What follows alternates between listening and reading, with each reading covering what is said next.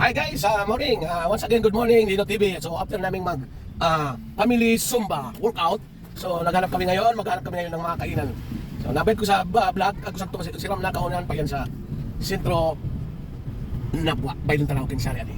So, sari kay Bago si conductor driver, tawag ka nga. Siyempre ang aking lalabs, palaging ready sa pito. So, tingnan natin guys kung masarap talaga ang luto nila. So ito na nga guys, binabaybay na namin ang Maharlika Highway hanggang sa madaanan namin dito sa may Santiago yung Agas Inulas.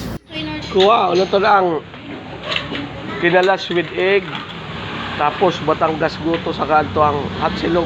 Sa tupo, nakapantalog kami na border. Di ko isikin nakapantalo na. So haba kaming naghihintay o nag-uulat ko, order na mo. Napansin ko lang ito mga katabi table, marami sila.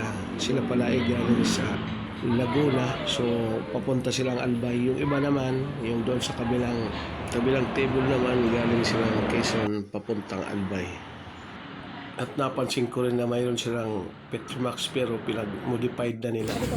Ano pa yun kasi guys, yung may Petromax, yun na ang pinakamayaman sa baryo namin.